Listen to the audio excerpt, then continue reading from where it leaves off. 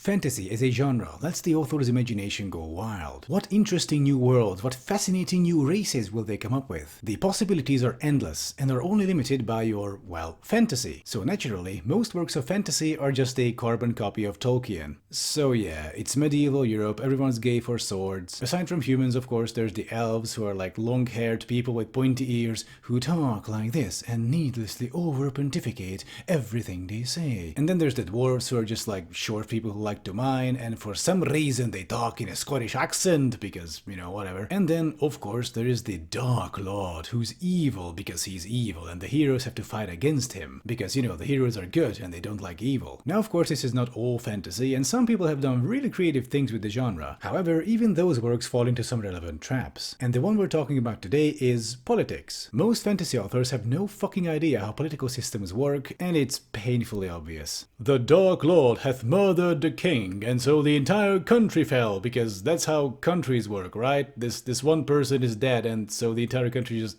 descends into chaos. Speaking of kings, isn't it funny how most fantasy authors seem to be so pro-monarchy? The kingdom is suffering through this era of darkness because of the usurper who sits on the throne. If only the rightful heir could sit on the throne, everything would be fine and dandy. Now, I really don't like this, pardon the expression, cock-like reverence of autocrats. I find it to be rather harmful, but it's an interesting indicator as to where many of these authors are mentally. But here we also tap into this "don't you dare bring politics into my entertainment" kind of energy. Meanwhile, politics can and should be an interesting and integral part of fantasy. But I do think that many of these fantasy authors, in fact too many of these fantasy authors, just suffer from a terminal case of baby brain, and they can't really think past good guys versus bad guys. Andrzej Sapkowski, for example, the writer of the Witcher series, actually wrote a pretty solid and believable political environment into his books. In his stories, although the races are the stereotypical humans, elves, dwarves, and so on, they don't just live around each other in the world, you know, the humans in the medieval towns, the elves in the fucking tree houses, and the dwarves in the mountains. No, they live together inside cities, and there's racial tension. There is racism, there's prejudice, there's discrimination, there are pogroms, there are ethnic cleansings sometimes. Also, the different factions in his book sometimes have actual discernible ideology, like they have distinct worldviews, they have opinions about how the world should be, they have an actual value system that informs their actions. In contrast, what does Gondor stand for?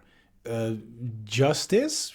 Good things? And I find this rather frustrating because of the enormous lost potential. The vast majority of fantasy stories could benefit so much from just a little bit deeper exploration of their political environments. But instead we get the incredible and subversive storytelling of good versus evil. Don't be afraid of writing politics into your story. I want you to do as much research into political systems as you do with different types of swords and armor before writing your story. We should go beyond the dichotomy of good versus evil, and especially of the good king versus bad king, because that's just a boring story. Unless, of course, you are 5 years old. Alright, I guess that's the video. I just wanted to get this off my chest. In the meantime, I'm working on new videos for my main channel, so don't forget to check that one out, and I'll be seeing you next time.